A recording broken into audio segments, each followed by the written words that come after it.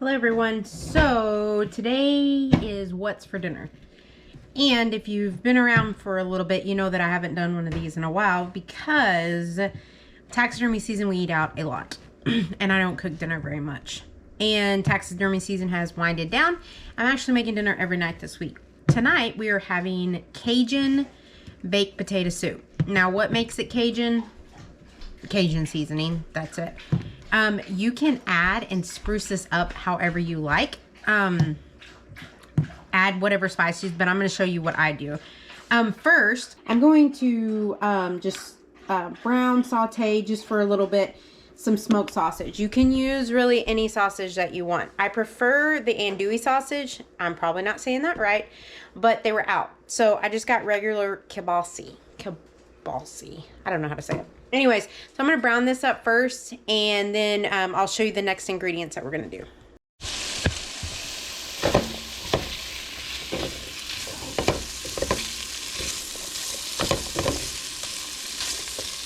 We're going to let this go for, 2 or 3 minutes. Nothing big. But I will tell you, you will also need, and I've already diced this up. I didn't bore y'all with the me cutting up stuff, but I did 10 russet potatoes. I chopped them up in my handy dandy chopper that I love so much, that we got for Sarah for Christmas last year. I kind of stole it from her. And then an onion is in there too. So 10 potatoes diced and then 1 onion. Let this cook for a couple minutes and then we'll come back to it and get everything else going. Okay, so you're going to set the sausage aside, and this is where it gets good. These are where all the goodies come from. Now, I am going to have a disclaimer right now. If you made a New Year's resolution to eat better, this is not the video for you. Case in point, you're going to add 1 stick of butter. 1 stick of butter, let it cook down. And then we're going to add garlic, minced garlic, which I'm so excited because I actually found, it's been around forever, but I actually just bought it, which the squirt garlic. So once the butter melts down, then we'll add a few other things. We're going to add like the garlic, we're going to add flour, and then we're going to put all of our potatoes and stuff in that. So right now, y'all just watch the butter melt.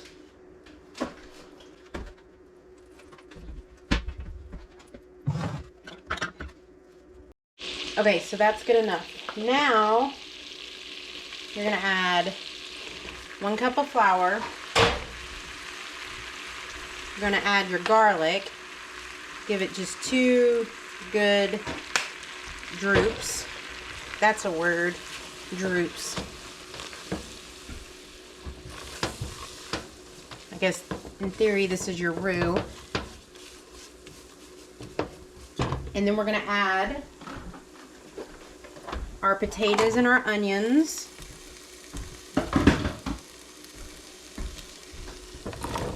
Make sure you have a big pot. It's a lot of potatoes, and you're about to add a lot of liquid to it. So,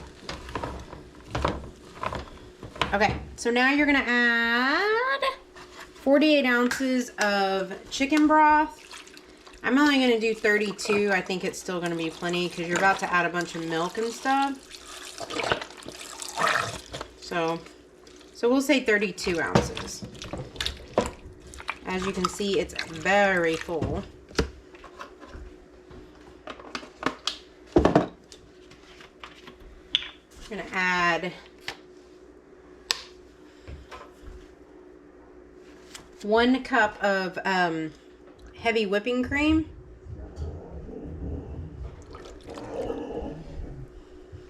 And then you're going to add 3 cups of milk.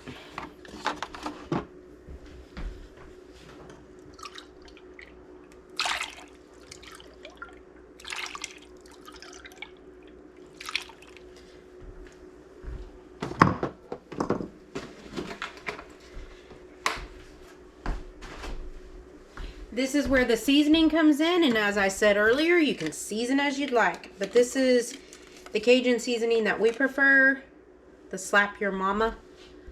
I know there's tons of other ones out there, but that's just our preference. And I would go generous on your seasonings.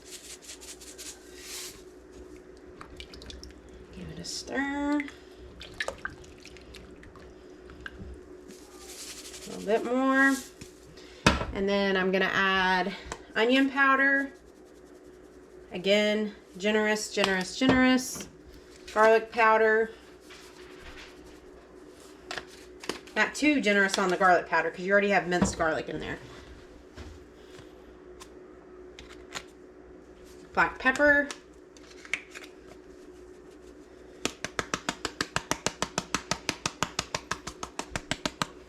All right. This is gonna come to a boil, and you're gonna let it boil until they're fork tender, which will probably be 20 or 30 minutes. You can cover it if you want. I don't like covering potatoes. It tends to get violent, and I don't like it. So I'm gonna leave them uncovered. I'm gonna boil them until they're fork tender, and then you can you'll smash them. So if you need a potato smasher. Once I get to that point, I'll show you. Sausage is just hanging out over here. You'll add that at the very end. So see you in a minute.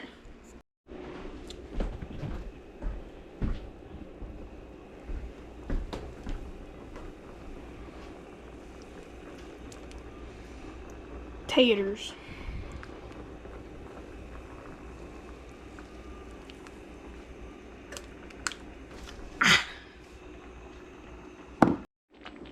Okay, so this is where you're gonna just smash up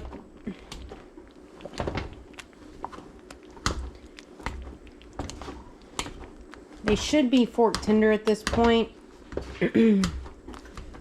and mash up pretty easily, but if they don't, it's okay. They can go a little bit longer.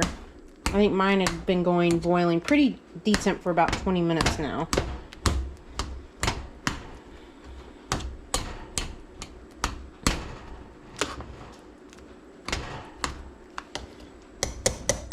Okay, I'm gonna let it go for about another 5 or 10 minutes, and we're gonna add the sausage back in. Okay, so now the sausage is added back in. Give it a little mixy mix. Reed already made his bowl because he does not like the sausage in it, so he just added cheese.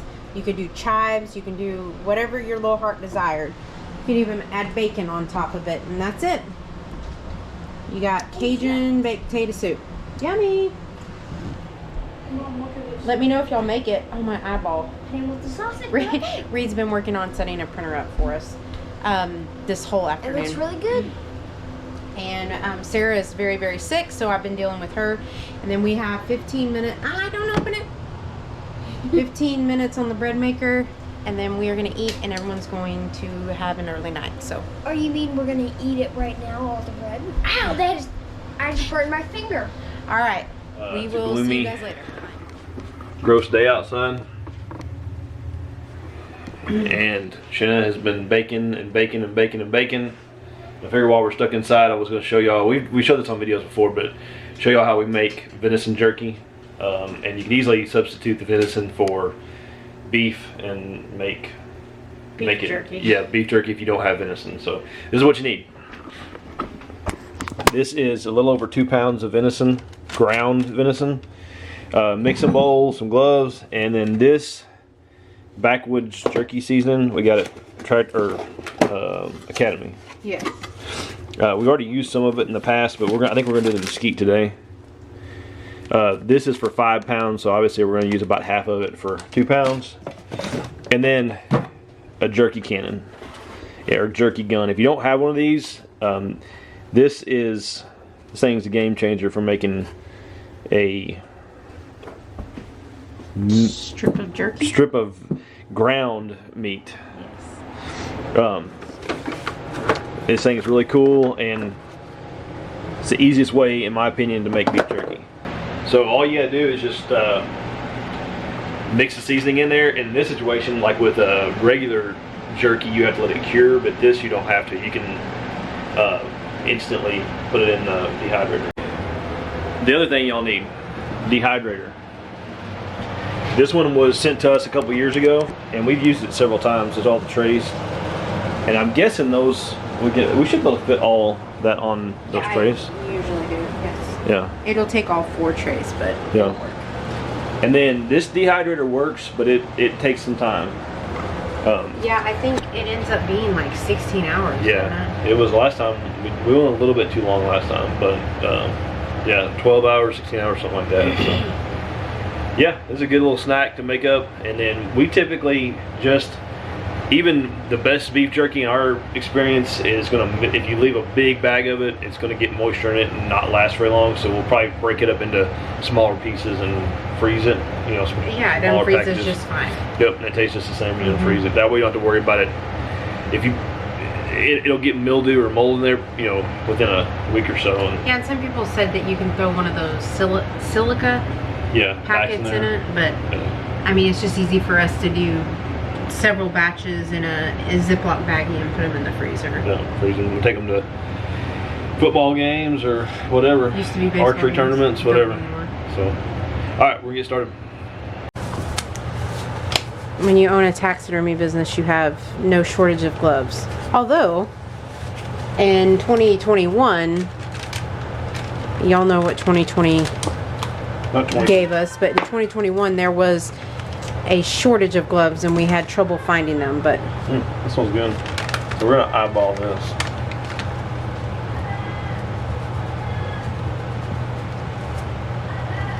Put a little bit in there now. do you hear my children?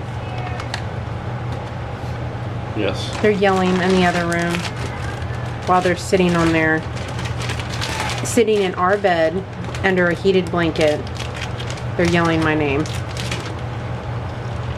And it's the oldest, the almost 18-year-old doing it.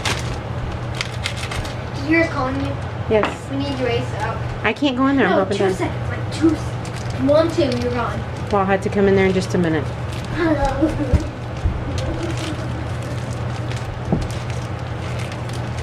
You probably incorporate that and then add the rest, the other one. Like mix it. I was gonna put them both in there and then. I'm telling you, because what size it is, you're gonna want to. The reason we are using a smaller bowl is my big mixing bowl is currently in the dryer, letting dinner rolls rise.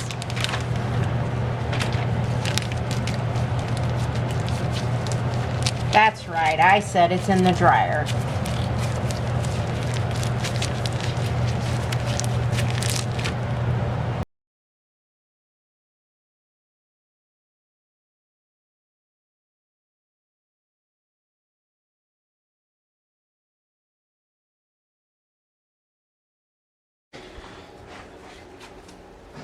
You're stuffing the jerky cannon.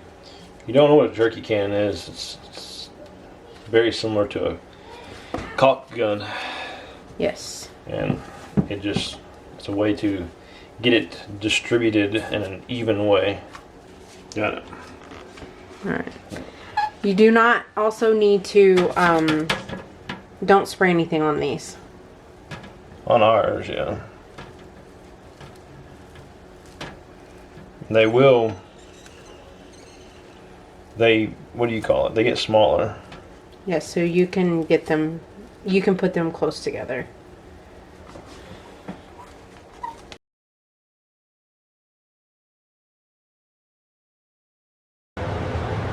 All done. You want to consult your owner's manual of your dehydrator to make sure and you're walking off on top. So, our owner's manual, and I've already consulted it, 158, that's fine. Good And symbol. there, okay. So, now you just let it go.